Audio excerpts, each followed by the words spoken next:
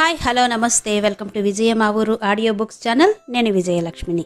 Friends, నవల స్రవంతిలో శ్రీమతి గోగినేని మణిగారి బాపు బొమ్మ నవల ఆడియోగా వినిపిస్తున్నాను కదా. మరి ఈరోజు బాపు బొమ్మ నవల ఆడియో 7వ భాగం చివరి భాగం వినిపించబోతున్నాను. మరి ఆలస్యం చేయకుండా కథలోకి వెళ్ళిపోదాం.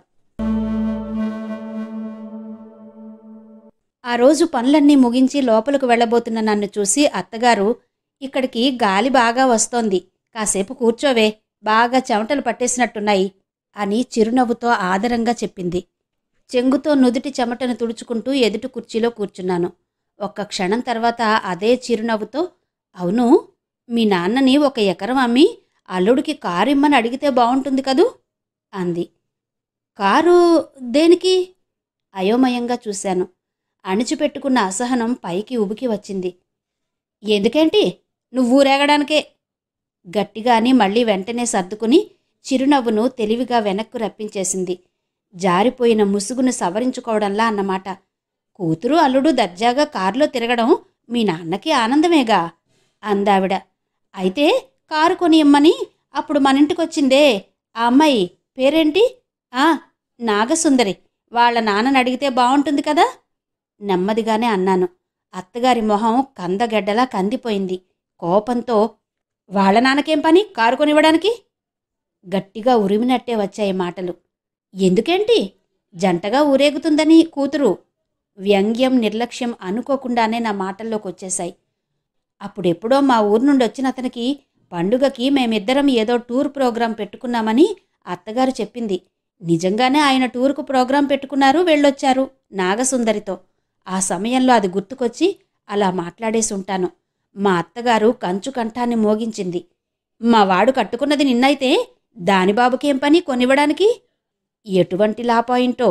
మా నాన్నకి పెళ్లి తంతుకైనా ఎంతో కొంత ఖర్చయింది గాని వాళ్ళ నాన్నకి అదీ లేదుగా, అందుకని నసుగుతూ ఆపేశాను. అబ్బో, మా గొప్పగా ఖర్చు పెట్టారులే మీ వాళ్ళు, కానీ కట్నం లేకుండా. నా సహనానికి గండిపడింది. ఇప్పటికి కానీ కట్నం అనే మాట ఎన్నిసార్లు విని ఉన్నానో. అందుకే ఏమన్నానో తెలీదు గాని గది గోడలు దద్దరిల్లేంతగా మాత్రం కేకపెట్టాను. అరుపుకి మా అత్తగారు కళ్ళు తేలేసి చూస్తున్నట్టుగా బిగుసుకుపోయింది. కట్నం ఆ ప్రసక్తి లేనే లేదని చెప్పింది మీరే. అయినా ఆ మాట అలా ఉంచినా కట్నం ఎందుకు ఇవ్వాలి? షాక్ నుండి తేరుకున్న అత్తగారు, అది రివాజు కదా, లేకపోతే నీకు తేరగా తిండి పెట్టాలా అంది. ఏ, నేను వండి పెట్టడంలే అన్నాను నేను. అబ్బో, నువ్వు లేకపోతే మాకెవరు వండి వార్చేవాళ్ళు దొరకరు మరి. అవును, మా నాన్న నాకు తిండి పెట్టలేకనే ఇక్కడికి పంపించాడు కాబోలు. నాకేమైందో గాని మాటకు మాట తూటాలా పేల్చేశాను. నాన్న ప్రసక్తి వచ్చినందుకే నాకింత పిచ్చి కోపం వచ్చేసిందేమో. అమ్మో అమ్మో, ఖాళీ చేతులతోనే వచ్చి ఇంత బడాయి వెలగబెడుతోంది.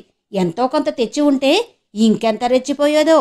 గొప్పింటి కోడలననే ఇంగితం ఎంతైనా లేకుండా ఎలా రంకెలు పెడుతుందో. స్వగతమైనా వినిపించేట్టుగా పెద్దగానే అంది అత్తగారు. కట్నం కట్నం, అదే పాట. నా మనసులోని మంటను మరింత ఎగదోసింది. ఆమెకు కావాల్సింది అదేనేమో. గొప్పింటి కోడలు. నన్ను చిర్రెత్తించే మరో చెత్తమాట. అందుకేనేమో నాలో అణిచిపెట్టుకున్న ఆవేశమంతా ఎగదన్నుకుని బయటకొచ్చేసింది. గొప్పింటి కోడల్ని, ఐశ్వర్యంతో తొలతూగుతున్న ఈ ఇంటి వైభోగం ఏంటో నాకేం తెలియడం లేదు. ఏముందిక్కడ? ఒకటే చీకటి. రాత్రి మాత్రమే కాదు, పగలు వెళ్తుర్రాదు. బయట ఏం జరుగుతుందో తెలిపే పేపర్ రాదు. పాటలు పద్యాలు లాంటివి వినిపించే రేడియో మోగకూడదు. నలుగురు బంధువులు రాకూడదు. అసలు ఎవరికి కూడా వెలేసినట్టు అనిపించే ఇంటికి రావాలనే ఇష్టమే ఉండదనుకుంటా. ఇంకేమిటో ఈ ఇంటి గొప్ప. గాలి చొరబడిని భోషాణంలో ఊపిరాడనట్టు పడి ఉండడమే. తెలియక చేసిన ఏ పాపానికో శిక్ష అనుభవించడం. ఈ శిక్షను డబ్బుతో మరీ కొనుక్కోవాలా అన్నాను. ఇది నీకు భోషాణంలా కనిపిస్తోందా? ఏ, బాగానే తిరుగుతున్నావుగా, మంచం పట్టలేదుగా, విశాలమైన భవంతిలో పెరిగి వచ్చిన దానిలా నీలుగుతున్నావు. ముందు నా మాటలకు దిక్కుతోచనట్టుగా బిత్తరపోయిన అత్తగారు 2 క్షణాలకే తేరుకుని కొరడా జులిపించింది. అదేంటో నేను మౌనంగా ఉండలేని దానిలా సమాధానం చెప్పేశాను. కాదు, నా ప్రయత్నం లేకుండా బాణాల్లా దూసుకొచ్చేస్తున్నాయి మాటలు. అవును, బాగానే తిరుగుతున్నాను. ఈ తిండి తిని మాత్రం కాదు. మా ఊళ్ళో ఇరుకు ఇంట్లో అయితేనే ఆనందంగా పెరిగిన ఆ రోజుల జ్ఞాపకాలే నాకు ఊపిరి పోస్తున్నాయి. అప్పుడే గదిలో నుండి వచ్చిన కొడుకును చూసి అత్తగారు రమ్మని పిలిచింది. కోడలి పిల్లని మోగిద్దామనుకుంటున్నాం గాని అమ్మో చిత్రాంగే ఈ మధ్య రక్తాలు నడ్డం పెట్టుకుని ఇప్పుడేమో ఏకంగా లేకుండానే నన్ను పట్టుకుని ఎన్ని మాటలు దూసిపోసేసిందో. ఈ చుట్టుపక్కల ఊళ్లలోనే ఇంత పెద్ద లోగిలి ఎవరికీ లేదా, దీనికేమో భోషాణంలో ఉందట. మనింటికి రావడానికి ఎవరికీ ఇష్టముండదట. ఒకటా రెండా ఎన్ని నిందలు నిష్ఠూరాలో. పెనం మీద గింజలా పేట్రేగిపోతోంది. ఆయనగారు అమ్మ మాటల్ని ఆశాంతం విని అర్థం చేసుకోవడానికి ఓ 2 క్షణాల సమయం తీసుకుని ఆ తర్వాత బొమ్మలా నిలబడిన నా వైపు విచిత్రంగా చూసి, ఇంట్లో ఉన్న ఇద్దరితోనే మాటామంతి చేతగాక బిత్తరు చూపులు చూస్తుంటుంది, ఇంకా నలుగురు కావాలా? ఏం సొద వెళ్ళబోసుకోటానికట? నిర్లక్ష్యంగా అని బయటికెళ్ళిపోయాడు. స్నేహబృందం నుండి ఏదో కబురందిందేమో. అవును, ఇంట్లో ఉండి నన్ను మచ్చిక చేసుకునే ప్రయత్నం మొదలుపెట్టినా నా సహకారం లేక ఫలించలేదు. అందుకే ఇక తన రోజువారీ కార్యక్రమాల్ని యథావిధిగా కొనసాగించడమే మంచిదనుకుని ఉండుంటాడు. నాలో కొంచెం ఆలోచన మొదలైంది. అనవసరంగా పెద్దావిడిని ఎదిరించినట్టుగా ఎందుకు మాటలు మీరడం? ఊరుకున్నంత ఉత్తమం లేదనుకుంటే సరిపోయేదిగా. ఆవేశంతో అనర్థమే గాని లాభమేం ఉండదు. మా ఇంటిని, మా పద్ధతుల్ని విమర్శించడం ఆవిడకు సంతృప్తి, సరదా అని తెలుసుకున్నదాన్ని. ఎందుకిలా చెలరేగిపోయాను? ఎవరి ఇష్టాలు, వాదాలు వాళ్లవి. మాటలతో ఎదుటివాళ్లను నమ్మించాలనుకోవడం వృధా ప్రయాసే. కొన్ని సంవత్సరాలుగా అక్కడే పుట్టి పెరిగాను కాబట్టి మా ఊరు, మా ఇల్లు, మా వాళ్ళు అనే మమకారం నాకు సహజం. అలాగే వీళ్లకి అనుకోకుండా ఎందుకు అనవసరంగా వాదన పెట్టుకున్నాను? అత్తగారి ఎదుట నిదానంగా కూర్చున్న దానిని తర్వాత ఆవేశంతో ఊగిపోతూ లేచి కుర్చీని పట్టుకుని నిలబడ్డాను. నాలో నేనే అలా విమర్శించుకుని కొంచెం శాంతించాను. నిస్సహాయంగా నిలబడినట్టున్న నన్ను చూడగానే మాటలతో నన్ను గెలిచానన్న ఆనందం కలిగిందేమో. మళ్లీ ధాటిగా మొదలుపెట్టింది అత్తగారు. అసలు నిన్ను కాదే, నీ అమ్మ బాబుల్ని అనాలి.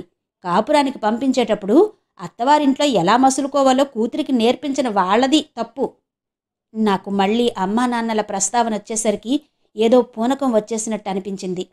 ఎలాగో నిగ్రహించుకుని నెమ్మదిగానే జవాబు చెప్పాను. మీరన్నది నిజమే, మా వాళ్లదే తప్పు. ఇంకా చాలా తప్పులు చేశారు. అవన్నీ ఇప్పుడిప్పుడే నాకు తెలిసొస్తున్నాయి. అందుకే నాకు వాళ్ల మీద కోపంగా ఉంది. మతిపోయినట్టుగా అయోమయంగా ఆవిడ నా వైపు చూస్తోంది. మళ్లీ నిదానంగా చెప్పాను.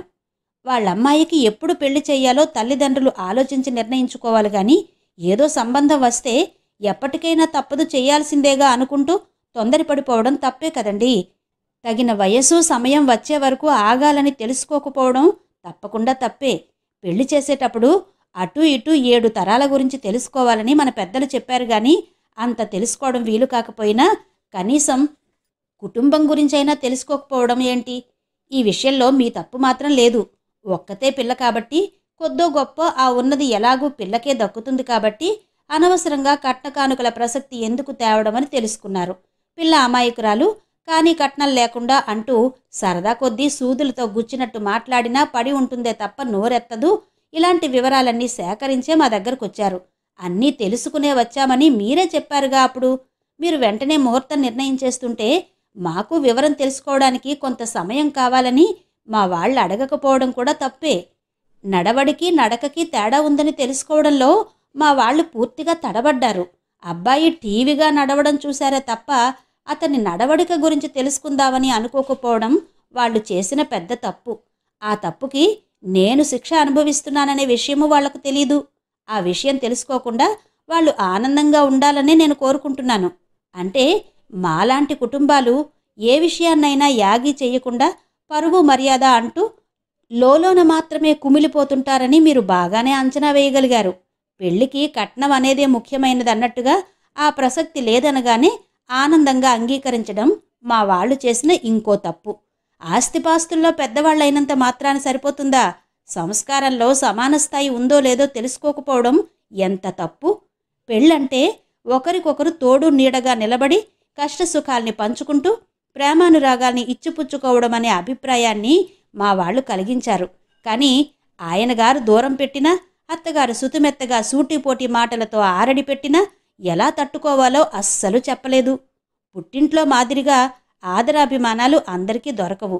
అవమానాల్ని, ఈసడింపుల్ని కూడా ఎదుర్కోవలసి రావచ్చు అని ఇలాంటి పరిస్థితిని వివరించి సహనంతో ఎలా నిలదొక్కుకోవాలో కూడా నేర్పించలేదండి. ఇది తప్పే కదా. అన్నీ వాళ్లవే కాదు, నా తప్పు ఉందనుకోండి. నాకు ప్రయాణాలంటే కొంచెం పిచ్చి ఉంది. కొత్త వ్యక్తులతో పరిచయం, కొత్త ప్రదేశాలు చూడడం ఎంతో బావుంటుందనుకుంటాను. పెళ్ళి అంటే కూడా పుట్టింటి నుండి అత్తారింటికి ఓ సరదా ప్రయాణం అని భ్రమపడ్డా. అందుకే అత్తగారింటి నుండే కాలేజీకి వెళ్ళి చదువుకోవచ్చంటే అప్పుడే పెళ్లి వద్దంటూ గట్టిగా పట్టుపట్టకుండా ఆనందంగా అంగీకరించేశా. నాకంటే చిన్నదైన రత్తాలు కూతురుకు ఈ విషయంలో ఉన్న తెలివితేటలు కూడా నాకు లేకపోయాయి. పెళ్లి పేరుతో నా చదువు మీద అధికారాన్ని ఇంకొకరికి అప్పగించడం ఎందుకు, ఆ తర్వాత కాదంటే బాధపడడం ఎందుకు? ఈ తప్పు వలనే మీ ముందు ఇలా తలదించుకుని నిలబడాల్సిన పరిస్థితి వచ్చింది. పెళ్ళనగానే మా కుటుంబ ఆనవాయితీని బట్టి సంతానం కలిగే వరకు రాకపోకలు కుదరవని కొత్త రూలు చెప్పిన వాళ్లతో మేమీ షరతుకు ఒప్పుకోమని అమ్మా నాన్నలు అభ్యంతరం చెప్పకుండా పిల్లనిచ్చుకున్న వాళ్ళం గొప్పవాళ్లతో వియ్యమందాము, వాళ్ళు చెప్పినట్టు వినాల్సిందే అనుకోవడం తప్పు కదా. సంబంధం కోరి వచ్చిన వాళ్ళు మన షరతులకు ఒప్పుకోవాలి గాని ఇలాంటి కొత్త పద్ధతులు చెప్పడం ఏంటో అనే ఆలోచనే రాకపోవడం విడ్డూరమే. అయితే మీ అబ్బాయినే మా ఇంట్లో వదిలి వెళ్ళండి, పిల్లాడో పుట్టబోతున్న కబురు తెలిసాకనే కోడల్ని మీ ఇంటికి తీసుకువెళ్ళండి అని ఎదురు తిరిగితే బావుండేది కదా. అందుకే మా వాళ్ల మీద నాకు చాలా కోపంగా ఉంది. రోజులతో పాటు పద్ధతుల్లో ఎన్నో మార్పులొస్తాయి. మీ అత్తగారు తన కొడుకు చనిపోయాక ఎప్పటిదో సతీ సహగమనం ఆచారాన్ని గుర్తు చేసుకుని పాటించమంటే ఎంత మూర్ఖంగా ఉంటుంది. ఎదురు తిరగాలనిపించదా? అలాగే కోడల్ని పుట్టింటికి వెళ్ళకూడదు, వాళ్ళు రాకూడదు అంటే మానసికంగా చంపేసినట్టే కదా. ఈ విషయం మా వాళ్లకు మాత్రం అర్థం కాలేదు. నావి మా వాళ్లవి అన్ని తప్పుల్ని ఒప్పేసుకున్నాను. ఇది తప్పేం కాదు కదండి. తల ఎత్తి ఒకే ఒక్క నిమిషం అత్తగారి వైపు సూటిగా చూసి ఆవిడ గొంతెత్తే అవకాశం ఇవ్వకుండా అక్కడి నుంచి వచ్చేశాను. నిలువుగుడ్లేసుకుని నిర్ఘాంతపోయిన ఆవిడ ముఖం చూస్తుంటే కొంచెం నవ్వొచ్చింది, కానీ తమాయించుకున్నాను. గదిలో మంచం మీద వాలగానే దుఃఖం ముంచుకొచ్చింది. కన్నీళ్లు చెక్కిళ్ల మీదుగా ధారలు కట్టాయి. ఆయనగారు ఏమన్నాడు? నాకు మాటామంతి చేత కాదట. నిజమే, కానీ నాది మాత్రమే తప్పవుతుందా? అతనికేం సంబంధం లేదా? మాటామంతి బంతాటలాటిదట. ఒకరితో మాత్రమే వీలయ్యేది కాదు. ఇద్దరికీ ఆసక్తి ఉంటేనే ఈ బంతాట సజావుగా సాగుతుంది. ఆసక్తి అనురక్తి ఉన్న భార్యాభర్తల మధ్య చతురోక్తులు పూలబంతుల్లా గెంతులు వేస్తుంటూ ఉంటే ఆ బంతాట సరసంగా రమ్యంగా ఉంటుంది. ఆత్మీయుల మధ్య అయితే ఆహ్లాదంగా, కుటుంబ సభ్యుల మధ్య వాత్సల్యపూరితంగా జరుగుతుంది. మరి తప్పు నాదేనంటున్నారు. ఏమో, అందులోనూ నిజముందా? అత్తగారి ఎత్తుపొడుపుల్ని ఎప్పటిలా విని ఊరుకుంటే సరిపోయేది. అలా కాకుండా మాటల్ని పెంచి యుద్ధాన్ని తలపించేట్టు చేశానా? ఆ తర్వాత 4 రోజులు మామూలుగానే జరిగాయి. నేను నా పనుల్ని యథాప్రకారం చక్కబెడుతుంటే అత్తగారు మౌనంగా నా వైపు తేరిపార చూడడం తప్ప ఏమీ అనలేదు. చిన్న చిన్న మాటలు కరువయ్యాయి. ఆ చూపులకి భావం ఏమై ఉంటుందో? దీనికేవైనా దెయ్యంగాని పట్టిందా? లేకపోతే అంత ధైర్యం ఎలా వస్తుంది? ఇదే అయి ఉంటుందనేది నా ఊహ మాత్రమే. గొడవ నా కారణంగానే అనుకుని నేనే మాట కలిపితే తప్పేముంది? ఆలోచిస్తే పాపం మా అత్తగారికి రత్తాలతో జరిగే మాటలు కూడా లేకుండా పోయాయి. నాగన్న తన పనేదో తను చేసుకుని వెళ్ళిపోతాడు. ఇంటి పనులు చేయలేదు. అలా ఒంటరిగా ఎంతసేపని కూర్చోవడం? నిజంగా కష్టమే. చదవడం నేర్చుకుంటే పేపరో పుస్తకాలో తిరగేస్తుంటే కొంత ఇరుగు పొరుగు వచ్చిపోతుంటే మరికొంత కాలక్షేపం అవుతుంది. అందుకే ఆ రోజు ఆవిడ కూర్చుని ఉన్నప్పుడు మంచినీళ్ల గ్లాస్ అందించి నేను కూర్చున్నాను. పెద్దవాళ్లు 4 మన ఇంటికొచ్చి అందరూ కూర్చుని చక్కగా కబుర్లు చెప్పుకుంటూనే సరదాగా చదువు నేర్చుకోవడం ఎంత బావుంటుందో. ఆసక్తి ఉన్నవాళ్లనే రమ్మందాం. ముందుగా అక్షరాలు నేర్చేసుకుంటే చిన్న చిన్న పదాలు చదవడం వచ్చేస్తుందా? ఆ తర్వాత మెల్లగా చందమామ లాంటి కథల పుస్తకాలు అలా అలా అన్నీ చదివేయొచ్చు. పనులేవీ లేని తీరుబడి వేళల్లో మీకు తెలిసిన వాళ్ళని మన ఇంటికి రమ్మని చెబుదామా? పనులేవీ లేని తీరుబడి వేళల్లో మీకు తెలిసిన వాళ్ళని మన ఇంటికి రమ్మని చెబుదామా? ఉత్సాహంగా అడిగాను. అంటే ఏంటి? నువ్వు బెత్తం పట్టుకుని కూర్చుని పెద్దవాళ్ల చేత ఈ వయసులో పుస్తకాలు చేతబట్టించి చదువు చెబుతానంటావా? ఇంటిని బడిగా చేసేయడం అంతా నీ పెత్తనమేనా? రుసరుసలాడుతూ అక్కడి నుంచి విసురుగా వెళ్ళిపోతూ చీత్కారంగా నా వైపు చూసిన చూపుకి నా తల సిగ్గుతో వంగిపోయింది. తలుపులు చేరవేసి పుస్తకం చేతబట్టుకుని కూర్చున్న నేను భళ్ళున తలుపులు తెరుచుకోగానే ఉలిక్కి పడ్డాను. గుమ్మం దగ్గర ఉగ్ర నరసింహావతారంలా అత్తగారు. నిన్నెన్నిసార్లు పిలవాలే? ఇంటికి వచ్చిన మగవాడికి మజ్జిగో మంచినీళ్ళో ఏం కావాలో చూసుకోవద్దు? తీరికలేనంత రాచకార్యాలేమున్నాయి? పోనీ పిలిచినప్పుడైనా రానవసరం లేదా? అరిచి అరిచి నా గొంతు ఎండిపోయింది గాని నువ్వు మాత్రం లేచి రాలేదు. కంచుగంటలా కంగుమంటూ మోగింది. ఆ 4 అడుగులు వేసినందుకే ఆయాసం వచ్చినట్టుగా అమ్మా అంటూ ఆ పైన మూలుగొకటి. పుస్తకం పక్కన పడేసి లేచి వినబడలేదు అంటూ నసిగి ముందు గదిలోకొచ్చాను. అక్కడ కూర్చుని ఉన్న ఆయన గారిని చూస్తూ ఏం కావాలి అని అడిగాను. ఇంటికి రావడానికి వెళ్ళటానికి వేళాపాళా లేనప్పుడు వచ్చినట్టు నాకెలా తెలుస్తుంది? ఎప్పుడొస్తారా అని గుమ్మం దగ్గర కనిపెట్టుకుని కూర్చోవాలి కాబోలు. అవును మరి, అంతకన్నా రాజకార్యాలు నాకేమున్నాయి గనక. ఆయన గారు నోరు విప్పకముందే మళ్లీ కుర్చీలో కూలబడిన అత్తగారు వినబడలేదట. ఎలా వినిపిస్తుంది? ధ్యాస ఇక్కడ లేనప్పుడు ఏదో కలెక్టర్ గిరి కోసం చదువుతున్నట్టుగా చేతిలో పుస్తకం ఒకటి. ఏదో 4 అక్షరం ముక్కలు వచ్చినందుకే ఇంత విర్రవీగుతోంది. ఇక కాలేజీకి కూడా పంపి చదివిస్తే మన నెత్తికెక్కి పెత్తనం చేసేది కాదు.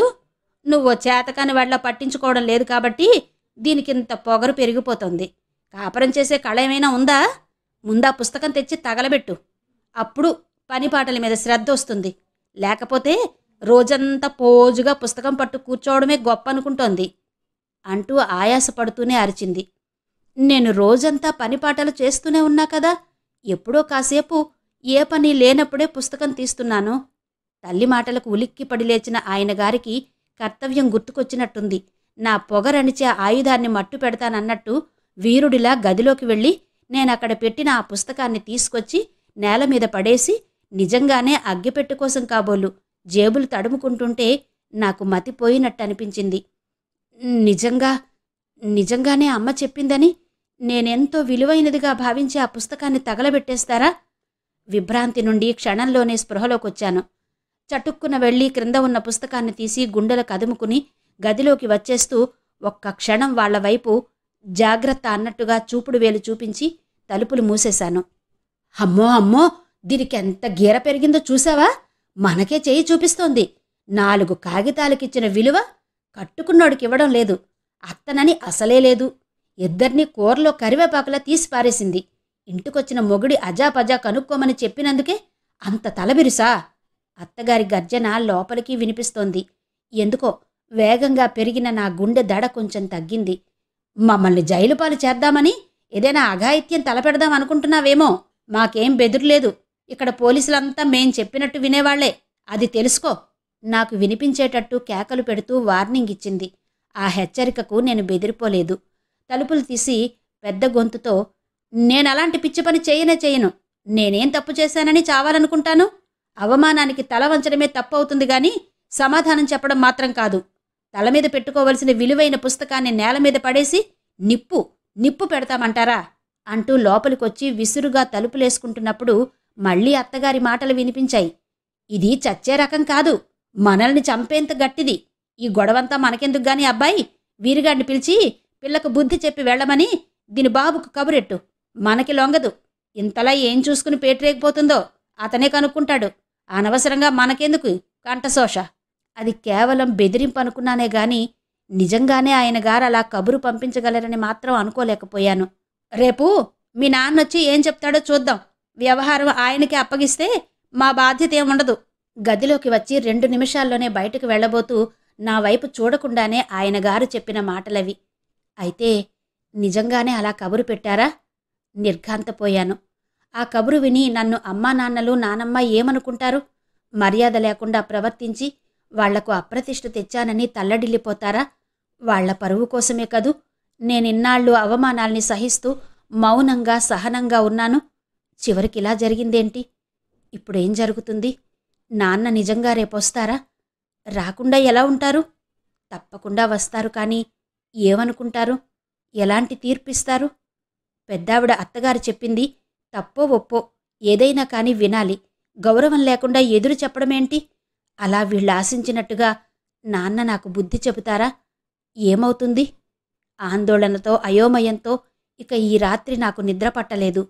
అంతటితో రాత అయిపోవడంతో ఆ పుస్తకాన్ని మూసేసిన 2 చెక్కిళ్ళు కన్నీళ్లతో తడిసిపోయాయి. మరి ఈరోజు ఏం జరిగి ఉంటుందో? పద్మావతి తన సందేహాన్ని బయటపెట్టింది. మీనాక్షమ్మ కళ్ళు తుడుచుకుంటూ నిట్టూర్చింది. రాత్రి వరకు రాసింది. ఈరోజేం జరిగిందో లేచి వచ్చాక బుల్లెమ్మాయే చెబుతుందిలే. అంతలోనే గదిలో నుండొచ్చిన బుల్లెమ్మాయిని చూసి ఏవైనా తింటావుటే అని ఆరా తీసి, ఇంకా ఆకలిగా లేదు, ఏమి వద్దు అని జవాబు రాగానే, ఈరోజు అక్కడేం జరిగిందో చెప్పవే తల్లి అని ఆతృతగా ఒకేసారి అడిగారిద్దరూ. ఇద్దరి మధ్యలో స్థిమితంగా కూర్చుని, చెప్పాలిగా, సరే చెబుతాను అంటూ బుల్లెమ్మాయి మొదలుపెట్టింది. నాన్న బండి దిగి ఇంట్లోకి వచ్చి రాగానే కనీసం కూర్చోమని కూడా అనకుండానే మా అత్తగారు నా నేరాల చిట్టా విప్పడం మొదలుపెట్టేసింది. నేనే ఓ కుర్చీ తెచ్చివేసి గ్లాస్తో మంచినీళ్ళిచ్చాను. చాలా నాళ్లకు ఇంటికి వచ్చిన తండ్రికి, గొప్పింటి కోడలైన కూతురు మంచినీళ్లు ఇవ్వగలిగినంత మర్యాద మాత్రమే చేయగలిగిందన్నమాట. ఆయనగారు కూడా వచ్చి కూర్చుని తల్లిగారి నేరారోపణలకు మధ్య మధ్యలో వంతపాడుతూ నొక్కి వక్కాణించారు. నేను మాత్రం అన్నాళ్లకు కళ్లకు కనిపించిన నాన్నను ఆనందంగా చూస్తూనే మనసులో ఏమనుకుంటున్నారా అని హావభావాలను ఆందోళనతో గమనిస్తూ మా గది గుమ్మం దగ్గర ఓ వారగా నిలబడ్డాను. నాన్న మొహంపై ఏ భావం కనిపించనీయకుండా వాళ్ళిద్దరి మాటల్ని వింటూనే ఉన్నారు. మధ్యలో మా అత్తగారు ఓ మాటంది. ఈ మధ్య మీ అమ్మాయికి ఎలాంటి ఆలోచన వచ్చిందో తెలుసునా? నాలా చదువురాని వాళ్ళు ఈ చుట్టుపక్కలున్న వాళ్ళని పిలిచి కూర్చోబెట్టి చదువు చెప్తానంది. పుస్తకాలు చదువుకోవచ్చట, తెలివితేటలు పెరుగుతాయట. అంటే ఇన్నాళ్ళు మేం తెలివి లేకుండానే బతికమా, సంసారం ఈదుకొచ్చామా? ఎవరైనా ఈ మాటలు వింటే హవ్వా ఎంత సిగ్గుచేటు! ఆ మాటలకు నాన్న పెదవుల మీదకు ఓ చిన్న చిరునవ్వు అలా వచ్చినట్టుగా వచ్చి వెంటనే వెనక్కెళ్ళిపోయింది. అది నా దృష్టిలోకొచ్చి నాకు నవ్వొచ్చింది గాని ఎలాగో ఆపుకోగలిగాను. అంతా విని నాన్న ఏమంటారు, నాతో ఏం చెబుతారు? జడ్జి తీర్పు కోసం ఆందోళనగా ఎదురుచూసే ముద్దాయి పరిస్థితిలో ఉన్నాను నేను.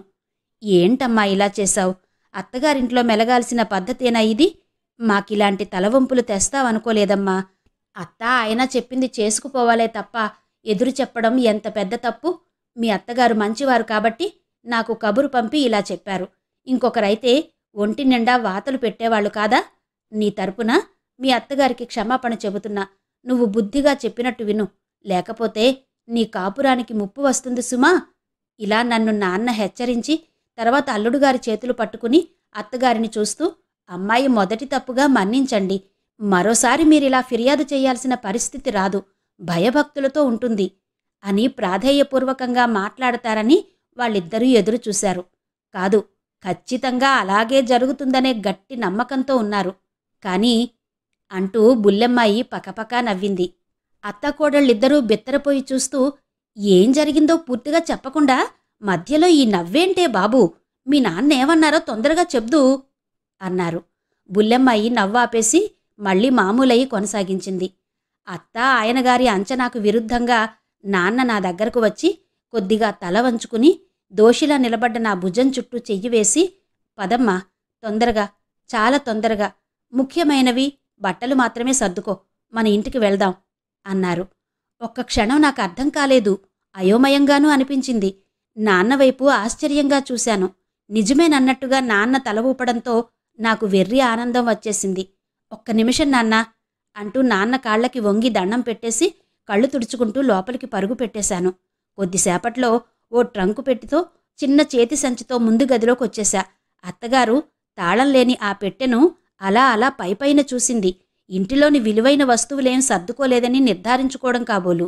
చేతి సంచిలో శ్రీపాదవారి అరికాళ్ల కింద మంటలు పుస్తకం, బాబా ఇచ్చిన ఫ్రేము కట్టిన బాపు బొమ్మ మాత్రమే ఉన్నాయి. నన్నో పిచ్చిదానిలా చూసిన అత్తగారు తనిఖీ పూర్తయిందన్నట్టుగా తల ఊపింది. ఇక ఏమాత్రం ఆలస్యం చేయకుండా నాన్న చెయ్యి పట్టుకుని బయలుదేరుతుంటే షాక్లో నుంచి స్పృహలోకొచ్చినట్టుగా అత్తగారు పెద్ద గొంతుతో అరిచినట్టుగా చెప్పింది. కూతుర్ని వెంటబెట్టుకుని వెళ్తున్నారు సరే, బుద్ధి జ్ఞానం మప్పి రేపీ పాటికి తీసుకొచ్చి దిగబెట్టకపోతే ఇక చెల్లుచీటీ ఇచ్చేసినట్టే, అది తెలుసుకోండి. నాన్నను పట్టుకున్న నా అరచేయి ఇంకా కొంచెం పట్టు బిగించింది. నాన్న నా వైపు చూసి కళ్లతోనే ధైర్యం చెప్పారు. ఆ ఇంటి గడప దాటగానే గొప్పింటి కోడలనే సంఖ్యల విడిపోయినట్టుగా మనసు కేరింతలు కొట్టింది. జైలు శిక్ష అనుభవించి విడుదలయ్యాక ఖైదీకి స్వేచ్ఛా స్వాతంత్రాల విలువ బాగా అర్థమవుతుంది. ఒంటికి చల్లగాలి తగిలి సేద తీరుతున్న అనుభూతి కలిగింది. స్వేచ్ఛా స్వతంత్రాల మలయ సమీరం అదేనేమో మరి. అత్త కత్తిరించిన రెక్కలు మళ్లీ కొత్తగా మొలకెత్తి వచ్చినట్టుగా చెంగున ఎగిరి దూకి బండిలో కూర్చున్నాను. బండి బయలుదేరిన కాసేపటికి మోకాళ్ల మీద తల వంచుకుని నాన్నవైపు సూటిగా చూడలేక కళ్ళు కిందికి వాల్చి మెల్లగా అడిగాను, నాన్నా, ఇలా జరిగిందని. నసుగుతూ ఆపేశాను.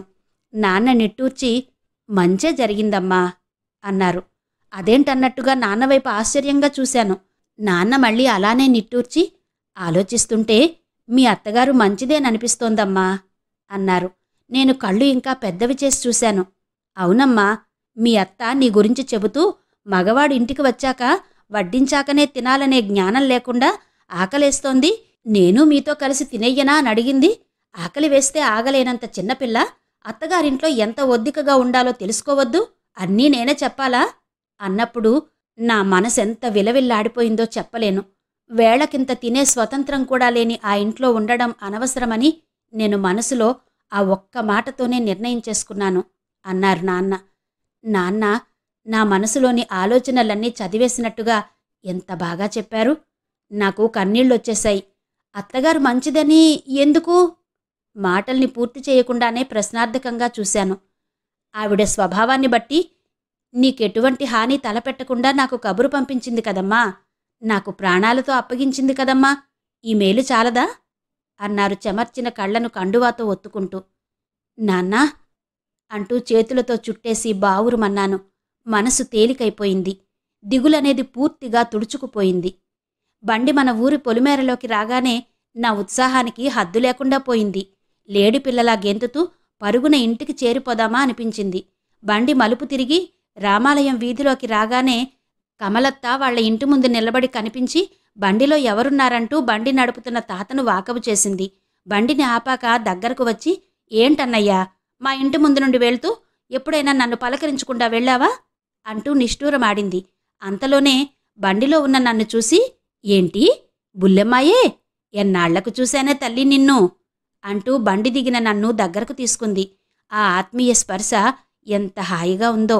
ఎన్నాళ్లకెన్నాళ్లకు అనిపించింది కూడా. ఇద్దరినీ కాసేపు కూర్చుని వెళ్దురుగాని ఉండండి అంటూ లోపలికి తీసుకెళ్ళింది అత్త. అమ్మ మీ వదిన ఎదురు చూస్తుంటారమ్మా అని నాన్న అన్న. అత్త వినిపించుకోలేదు. హడావిడిగా లోపలికి వెళ్ళి 2-3 ప్లేట్ల నిండా ఏవో తినుబండారాలు తెచ్చిపెట్టింది. ఈవేళప్పుడు ఇవన్నీ ఎందుకు, వద్దమ్మా అన్న నాన్నతో నేను అదే అంటూ మాట కలిపాను. కమలత్త నన్ను దగ్గరకు తీసుకుని, బుల్లెమ్మాయి చెప్పవే మీ అత్తగారింటి సంగతులు అంటూ ఆరా తీసింది. మరే అలా అడగ్గానే హరికథలా చెప్పేస్తానా అని నీతో మాత్రం అననత్తా. ఇప్పుడు కాకుండా మరోసారి తీరుబడిగా కూర్చుని నవ్వుకుంటూ అత్తగారి ముచ్చట్లు చెప్పుకుందాం అన్నాను చిరునవ్వుతో.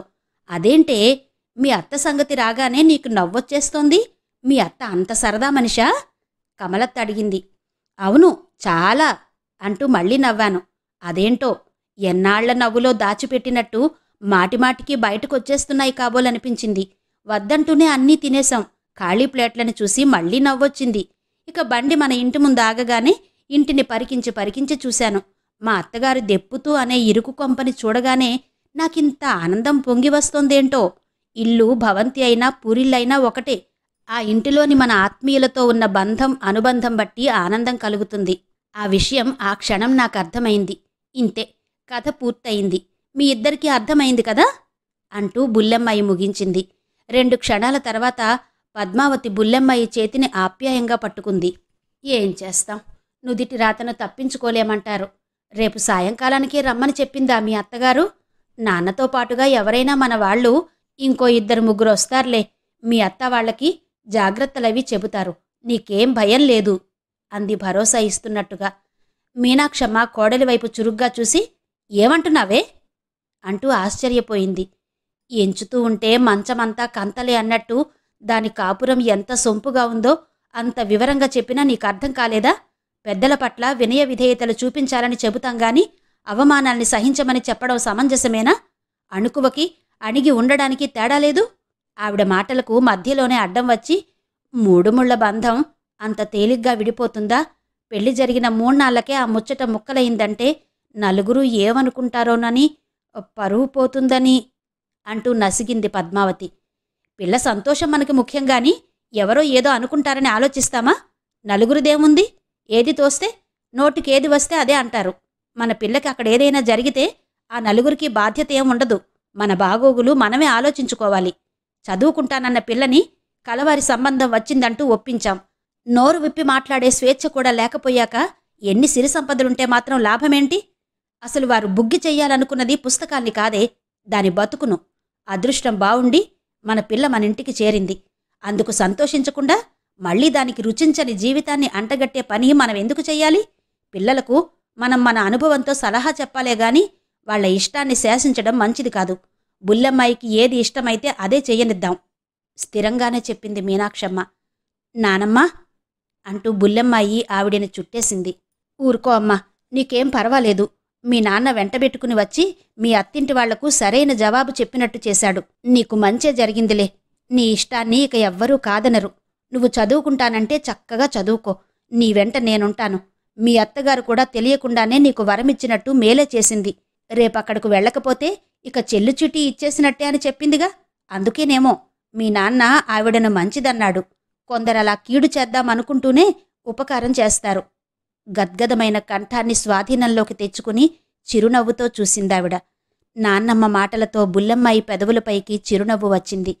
పద్మావతి కూతుర్ని దగ్గరకు తీసుకుని, మీ నాన్నమ్మ చెప్పింది నిజమే. ఏదైనా నీ ఇష్టప్రకారమే జరుగుతుందిలే అంది. కొన్ని రోజుల తర్వాత, అమ్మాయి లే లే బుల్లెమ్మాయి కప్పుకున్న దుప్పటిని లాగి పడేస్తూ పద్మావతి అంది హడావిడిగా. నేనేం నిద్రపోవటం లేదమ్మా, ఎప్పుడో లేచాను.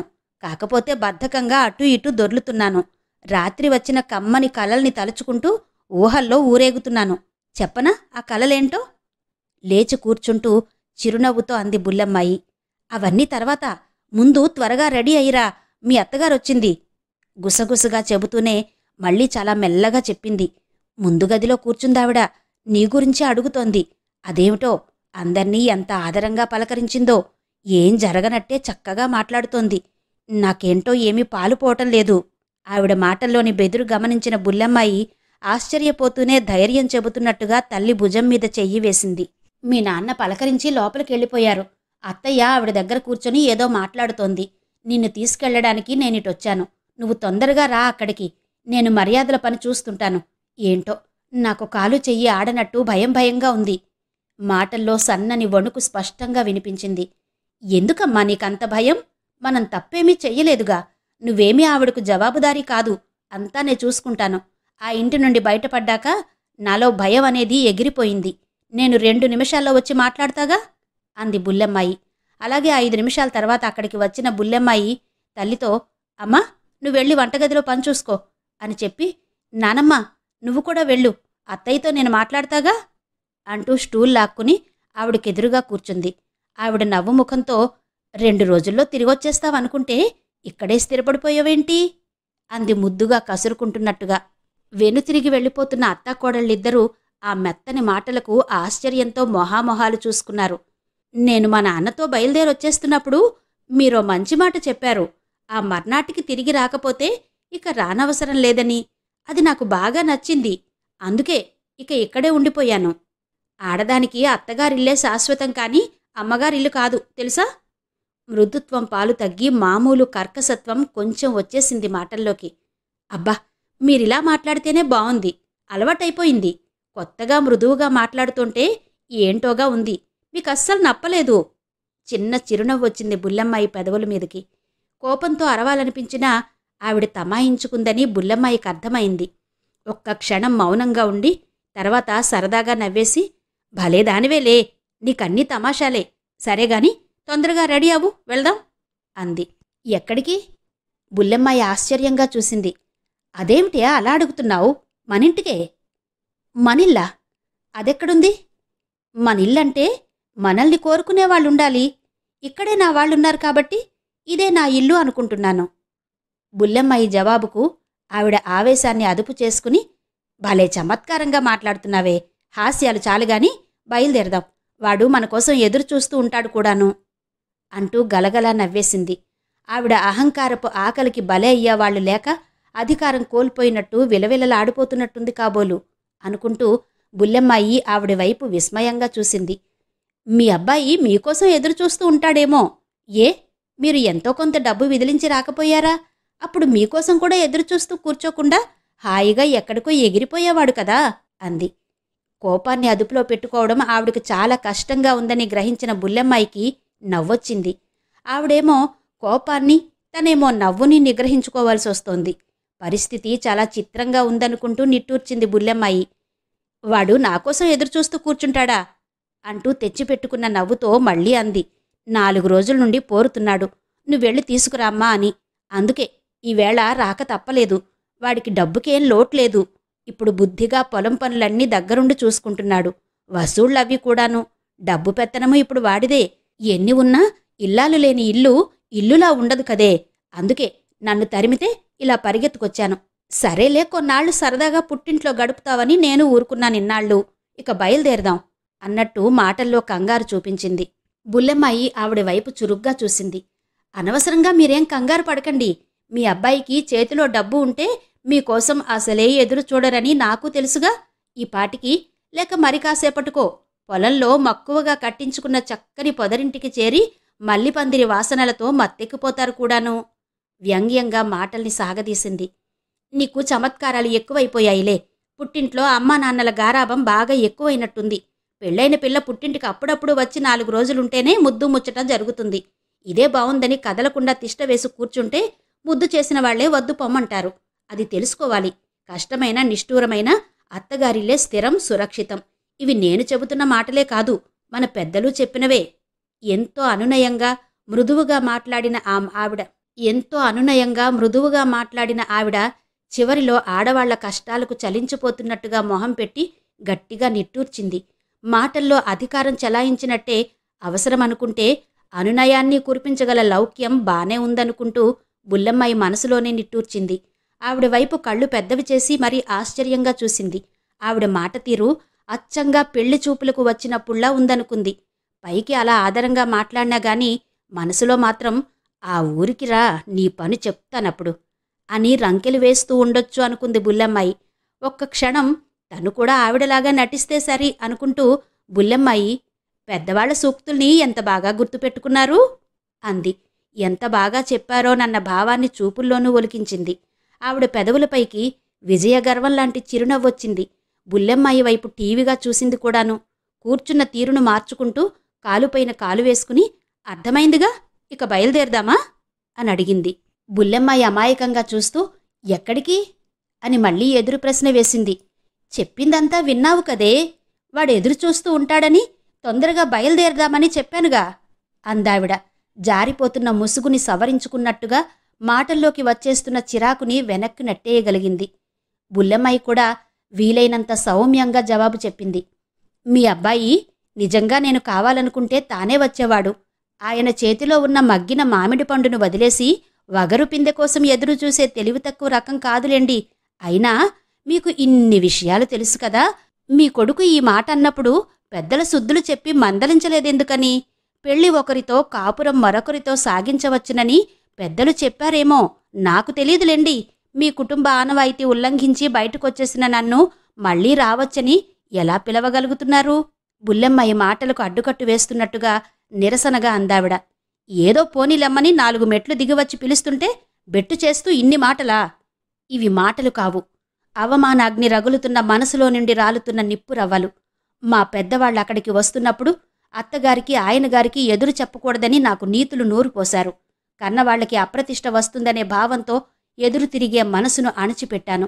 మా బాబాయ్ ఇచ్చిన పుస్తకాలను చదివే అలవాటు వలనో ఏమోగాని మనసులో ఎప్పుడూ ఆలోచనల అలజడి రేగుతుండేది. ఎన్నెన్నో ప్రశ్నలు మొలకెత్తేవి. చదువు కొనసాగించాలనే నా కోరికను కాదన్నా, పుట్టింటికి వెళ్లి రావడానికి వీలు లేదన్నా ఎందుకు సహించాల్సి వచ్చింది? ఇలా నాలో నేనే మదనపడుతూ మౌనంగా ఉండడం వల్లనే కదూ మూగమొద్దు అనే బిరుదును పొందాను. ఎలాగైతేనే నాకు వరం ఇచ్చినట్టుగా కారాగారం నుండి విముక్తి ప్రసాదించేశారు. ఇప్పుడేమో తలుపులు తెరిచే ఉన్నాయంటూ పంజరంలోకి మళ్లీ రమ్మంటున్నారు. ఏ చిలుక రావడానికి సుముఖంగా లేదని నిర్ణయించుకున్నాకనే ఇటు వచ్చారని నాకు తెలుసు. నేను ఒకసారి పెళ్లి పేరుతో తెలియక ఆ పంజరంలో చిక్కుకున్నాను గాని ఇప్పుడన్నీ తెలిసాక మళ్లీ రాగలనని ఎలా అనుకున్నారో నాకర్థం కావడం లేదు. అణుకువ అన్ని వేళలా పనికిరాదని తెలుసుకున్నాను. అన్యాయానికి ఎదురు తిరిగి ప్రశ్నించాల్సిందే. కళ్ళు పత్తికాయల్లా చేసి విస్తుపోతున్న ఆవిడను చూసి బుల్లెమ్మాయి చిరునవ్వు చిందించింది. మళ్లీ మొదలుపెట్టింది. నోరు వాయిలేని మోగమొద్దు ఇంత వాగుడుకాయ అయిందేంటా అని విస్తుపోతున్నట్టున్నారు. ఇంత ధైర్యం రావడానికి కారణం చెప్పమంటారా? నాపై ఇప్పుడు ఎవరి అజమాయిషీ అధికారం లేవు. నా మాటలు చర్యలకు నేనే బాధ్యురాల్ని కూడా. అయిన వాళ్ల అండదండలుంటే ఎవరికైనా ఆత్మవిశ్వాసం వస్తుందనుకుంటా. అందుకే నాకు నచ్చిన దారిలో సాగి చదువును కొనసాగించాలనుకుంటున్నాను. నిరంకుశత్వానికి తల వంచే అధ్యాయం నా జీవితంలో ముగిసిపోయింది. విషయం మీకు అర్థమయ్యే ఉంటుంది. 4 రోజుల్లో మీ దగ్గరకొచ్చే కాగితాలపై సంతకాలు చేయడమే మిగిలుంది. కోర్టుకు వెళ్లే అనవసరమైన ఆలోచన చేయరని నాకు తెలుసు. పెళ్లైన అమ్మాయికి పుట్టింట్లో ఆదరణ 3 నాళ్ల ముచ్చటేనని అన్నారు. ఆడపిల్లలు మాత్రమే కాదు, మగవాళ్లైనా సరే ఒక వయస్సు వచ్చాక ఆర్థికంగా ఎవరి కాళ్ల మీద వాళ్లు నిలబడాల్సిందే. నేను అంతే. ఆర్థికంగా ఎవరి మీద ఆధారపడాల్సిన అవసరం లేకుండా నిలబడతాను, బలపడతాను. ఆఖరుగా ఒక మాట, ఈసారైనా మీరు మీ అబ్బాయి కలిసి పెళ్లి విషయంలో ఏది ముఖ్యమో ఆలోచించుకుని ఒకే అభిప్రాయానికి రావడం మంచిది. కానీ కట్నం లేకుండా అనే మాటతో సూదులు గుచ్చే అవకాశం లేకుండా బోలెడన్ని కానుకలు, కాకపోతే కాసులు తెచ్చే అమ్మాయిని వెతుక్కోండి అంటూ మాటలు ముగించి ఇక వెళ్ళొచ్చు అన్నట్టుగా చేతులు జోడించి నిలబడింది. ఆవిడ ముఖం మార్చుకున్నట్టుగా విసురుగా లేచి నిలబడి రుసరుసలాడుతూ బయటకు వెళ్లి బండెక్కి కూర్చుంది. లోపలి గదిలో గుమ్మం దగ్గరే నిలబడి బుల్లమ్మాయి సంభాషణంతా విన్న అత్తాకోడళ్లు గాని, లోపలే ఉన్న బుల్లమ్మాయి తండ్రి గాని ఎవ్వరూ బయటికి రాలేదు. బండి బయలుదేరి వెళ్ళిపోయింది. పుట్టింటికి వచ్చిన 2 రోజులకే బుల్లమ్మాయి శకుంతలకి ఉత్తరం రాసింది. ఎందుకు ఆమె ఉత్తరాలకి జవాబు రాయలేకపోతుందో వివరంగా తెలియచేసింది. వీలు చూసుకుని బయలుదేరొస్తానని శకుంతల వెంటనే ఉత్తరం రాసేసింది. మళ్లీ తర్వాత ఎప్పుడు వస్తున్నది కూడా తెలియచేస్తూ ఇంకో ఉత్తరము వచ్చింది. దాన్ని బట్టి శకుంతలక్క కూడా కాసేపట్లో వచ్చేస్తుందనుకుంది బుల్లమ్మాయి. అంతలోనే శకుంతల రివ్వున వచ్చేసి బుల్లమ్మాయిని 2 చేతులతో చుట్టేసింది. నువ్విక్కడికొచ్చావని తెలిసాక నిన్ను చూడాలని మనసెంతో కొట్టుకుపోయిందో. నేనొచ్చి 5 నిమిషాలే అయినా అడుగు పెట్టగానే అమ్మ వాళ్లంతా నీ సమాచారం చెవిన వేసేశారు. మీ అత్తగారు ఇప్పుడే వచ్చి వెళ్ళిందటగా, నువ్వు బాగా దడదడలాడించేశావట అంటూ చిన్నగా నవ్వింది శకుంతల. అయితే నేనేం చెప్పాల్సిన అవసరం లేదన్నమాటేగా అంది బుల్లమ్మాయి నిట్టూరుస్తూ. అదేం కాదులే, మళ్ళీ అన్ని విశేషాలు నీ ద్వారా వినాల్సిందే. మీ అత్తగారికి ఏమాత్రం బెదురు లేకుండా ఎదురు ఎలా చెప్పగలిగావే? బంధం వదులుకున్నావు సరే, బాగా ఆలోచించావా అంది శకుంతలక్క. అనుబంధం ఏమాత్రం లేని బంధం నుండి బయటపడడానికి ఆలోచన అవసరం లేనేలేదు. నన్ను కట్టిపడేసేవి ఆర్థిక స్థితిగతులు మాత్రం కాదు, ఆప్యాయత అభిమానాలు మాత్రమే. ఈ విషయం అర్థమయ్యేట్లు వివరించే ప్రయత్నం చేశానంతే. ఆ ఇంట్లో వాళ్లతో కలిసి ఉన్నప్పుడు ఏవో 2-3 సందర్భాల్లో మాత్రమే నోరు విప్పి నా అభిప్రాయాలను బయటపెట్టానంతే. ఇప్పుడు మా ఇంట్లో కదా, స్థానబలం అంటారు చూడు, అందువల్లనేనేమో ఏమాత్రం సంకోచం లేకుండా అప్పట్లో నేను మనసులో అనుకునేవన్నీ ఏకరువు పెట్టేశా. అంతే, కొత్తగా ఏం లేవులే. అన్నీ ఆవిడ ముందు బయట పెట్టేశాక నా మనసు చాలా తేలికైంది. కొండంత బరువేదో దిగిపోయినట్టుంది. పరువు ప్రతిష్ట అనుకోకుండా నా కష్టసుఖాలకే ఎక్కువ విలువ ఇచ్చి అక్కున చేర్చుకున్న తల్లిదండ్రులుండడం నా అదృష్టం అంటూ చెమ్మగిల్లిన కళ్ళు తుడుచుకుంది బుల్లమ్మాయి. శకుంతల అనునయంగా చేయి పట్టుకుని మరిప్పుడు అంటూ ప్రశ్నార్థకంగా చూసింది. ఏముంది అంటూ బుల్లమ్మాయి చిన్నగా నవ్వింది. ఇప్పుడు నేను మునుపటి అమ్మాయినే. ఈ మధ్య జరిగిందంతా ఓ పీడకలలా మర్చిపోవాలనుకోవటం లేదు. స్వతంత్రం విలువ, ఆత్మీయుల ఆసరా ఎంత అవసరమో గుర్తుంచుకుంటా. ఈ విషయం తెలియచేసే ట్రైనింగ్కి వెళ్ళి వచ్చానని అనుకుంటానంతే. ఆ శిక్షణ ఇచ్చింది మా అత్తగారు, ఆయనగారు అన్నమాట అంది. నీ దగ్గర్నుండి ఇలాంటి సమాధానం వస్తుందని మీ అత్తగారు అనుకుని ఉండదు. ఆశాభంగం కలిగి ఉంటుందా అడిగింది శకుంతల. ఆశాభంగం, బాధ లాంటివి కలగవుగాని కోపం మాత్రం బాగా వచ్చి ఉంటుంది. అయినా ఇలా జరగడం ఆవిడకు మంచిదేలే. ఈసారి నాలాంటి దాన్ని కాకుండా ఏటా 10 పుట్ల ధాన్యం, 10-12 పశువుల పాడి విలువ తెలిసిన వివేకవంతురాల్ని కోడలిగా ఎన్నిక చేసుకునే అవకాశం దొరికిందిగా. నేను గాని ఇప్పుడు ఆవిడ మాటల్ని నమ్మి మళ్ళీ వెళ్ళి ఉంటే ఏం జరుగుతుందో ఊహించి చెప్పనా? నా కోసం 4 మెట్లు దిగివచ్చి మరీ నన్ను పిలిచిన తన ఔన్నత్యాన్ని గుర్తించలేని నా అమాయకత్వాన్ని నిత్యం వేధించే అవకాశం దొరికి ఉండేది. ఇప్పుడది లేదు కాబట్టి నేను ఆ సాధింపుల నుండి తప్పించుకోగలిగానన్నమాట. ఇది నాకు మంచిదేగా. ఆ తర్వాత ఒక్క క్షణం మౌనంగా ఉండిపోయిన బుల్లమ్మాయి మళ్లీ చెప్పింది. బాబాయ్ నా చదువు కొనసాగించే ఏర్పాట్లు చేస్తున్నాడు. నా చదువుకి అమ్మా నాన్నల అంగీకారం తెలియచేయటమే కాదు, నాన్నమ్మ నాతో వచ్చి సాయంగా ఉంటానంది. ఇంతకన్నా ఇంకేం కావాలి? పిల్లలు తమ శక్తి సామర్థ్యాన్ని సరిగా అంచనా వేసుకుని నిర్ణయాలు తీసుకోవాలి. తల్లిదండ్రులు పిల్లల అభిరుచులు, ఆకాంక్షలకు విలువ ఇచ్చి ఆదుకోగలగాలి. అవును కదూ? అవునన్నట్టుగా తల ఊపుతూ నువ్వు అదృష్టవంతురాలివే అంది శకుంతల చిరునవ్వుతో. చదవడం ముగించిన మానస, ఏమిటి బామ్మా ఈ కథని ఇలా ముగించేశావు? బుల్లెమ్మాయి తర్వాత ఏం చేసిందో కూడా చెప్పొచ్చుగా అని అడిగింది. ఆ మాత్రం తెలుసుకోలేవా? అది వివరంగా చెప్పాలా? నువ్వే ఊహించు అంటూనే మళ్ళీ తనే చెప్పింది మహాలక్ష్మమ్మ. బుల్లెమ్మాయి తన ఇష్టప్రకారం కాలేజీ చదువు కొనసాగించింది. పట్నంలో నానమ్మతో కలిసి మకాం పెట్టి పోస్ట్ గ్రాడ్యుయేషన్ కూడా పూర్తి చేసింది. తనకిష్టమైన పిల్లలకి చదువు చెప్పే ఉద్యోగాన్ని సంపాదించింది. అదేలే లెక్చరర్ జాబ్ అన్నమాట. ఆ తర్వాత తనని ఇష్టపడిన సహోద్యోగినే పెళ్లి చేసుకుని స్థిరపడింది. తన అనుభవాల ఆధారంగా చేసుకుని ఎన్నో వ్యాసాలు కథలు కూడా రాస్తూ రచనా వ్యాసంగం ఒక వ్యాపకంగా మార్చుకుంది. అంతే అంది చిరునవ్వుతో మహాలక్ష్మి. ఇది నీ కథేనని నాకు అర్థమైందిలే అంటూ మానస నవ్వులు చిందించింది.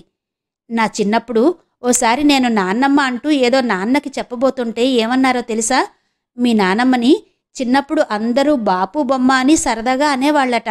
కొందరు బాపు బొమ్మలా ఉండేవాళ్ళని షార్ట్కట్గా బామ్మ అంటారు. అందుకే నువ్వు బామ్మ అని పిలిస్తే 2 విధాలుగానూ సరిపోతుంది అని చెప్పారు. అందుకే ఈ మాట నీతో చెప్పలేదు గాని బామ్మ అని పిలవడం మొదలుపెట్టా. అది సరేగాని బామ్మ, బుల్లెమ్మాయి అత్తగారు ఆయనగారి సంగతంతా రాస్తే సరిపోయేదిగా. ఆయనగారు తర్వాత ఆ మల్లెపందిరి, అదేలే నాగసుందర్ని పెళ్లి చేసుకున్నారా? అల్లరిగా నవ్వుతూ అడిగింది మానస. ఆ విషయాలన్నీ ఈ కథకి అనవసరం, ఇంతవరకు చాలు అంటూ ఆవిడ సరదాగా నవ్వింది.